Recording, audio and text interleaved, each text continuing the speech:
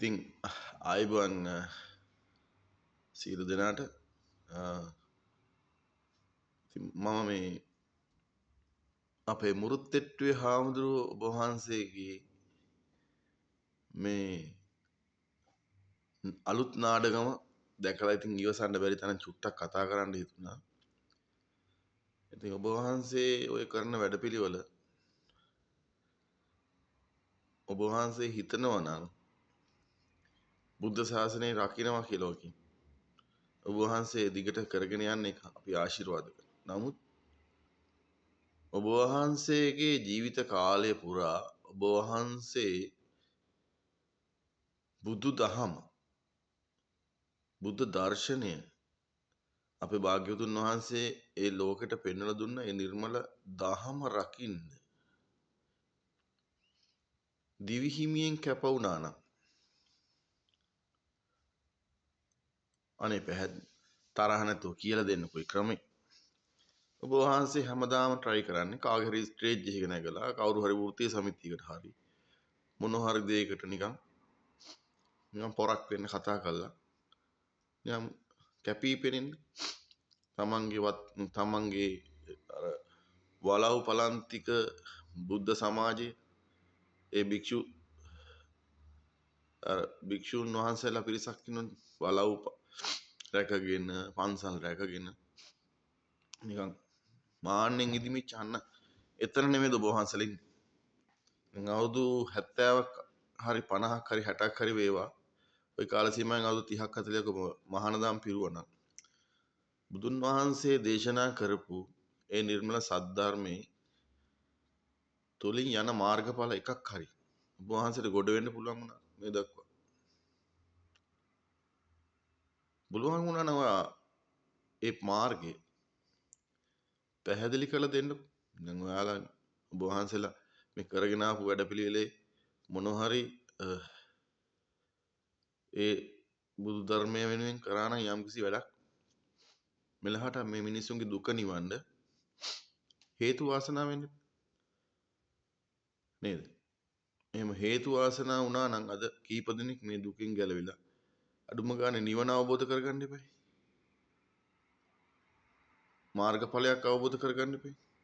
එහෙම කිසිම දෙයක් වෙන්නේ නැත්තේ මේක දවසින් දවස මේ බුද්ධ ශාසනය විනාශ කරන මේ නිර්මල සද්ධාම විනාශ කරන ඒක සැඟවල හංගල දාලා කුජීත කළ දාන වැඩපිළිවෙලක් නේ ඔබ වහන්සේලාගේ හැසිරීම රටාව වලින් මේ වෙන්නේ.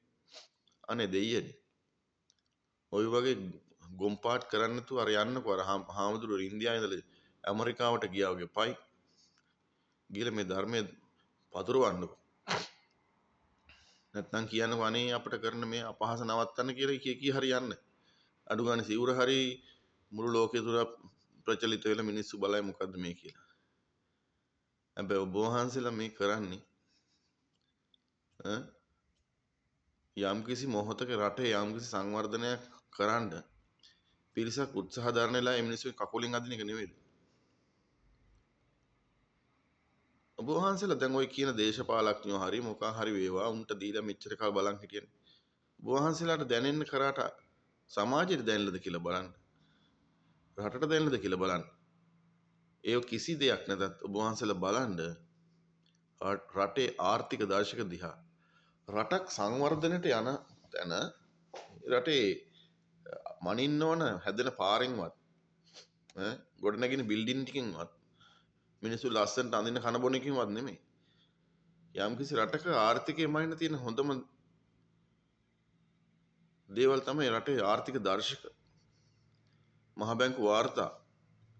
දැන් ඔබ වහන්සේ මේව පරිශීලනය කරලා බලන්න. එතකොට තේරෙයි ඔබ වහන්සේට මේ රට යන්නේ උඩටද පල්ලෙහාටද කියලා. මට මේ ආණ්ඩුවට කඩේ යන්න උවමනාවක් නෙමෙයි මම මේ කියන්නේ. මම නිර්පාක්ෂිකයි. මම ඉන්නෙත් වෙන රටක. මට ඡන්ද දෙන්න වෙන්නේ නැහැ. හැබැයි අපිට දුරට වෙලා ඉඳන් බලනකොට තේරෙනවා මේ ඔබ වහන්සේලාගේ නැටුම මොන පැත්තටද කියලා. දැන්වත් ওই කහ වත දරාගෙන ඉන්න එකේ ප්‍රතිඵලයක් ගන්න බලන්න. හෙට අනිද්ද මැරලා යන ඉන්න කට්ටියනේ ඔබලා හිතනවා නම් ওই මාර්ගෙන් ඔබලා නිවන හම්බෙයි කියලා. දිගට කරගෙන යන්න. හැබැයි ඔබ වහන්සේලා විතරක් නෙමේ ඔබ වහන්සේලා වටේ ඉන්න පිරිසත් ඔබ වහන්සේලා මේ නරක ආදී වලට ඇදලා දාන තමයි මේ නටන නාටක. ඔබ වහන්සේ සෞඛ්‍ය අමාත්‍යාංශي බදාගෙන ඒ වෘත්තීය සමිති බදාගෙන කාලයක් නැටුවා. ඒ නටපු ඒ නැටුමේ තරම කියනවනම් අද අහිංසක මිනිස්සුන්ට බෙහෙත් පෙත්තක් ගන්න බැරි තැනට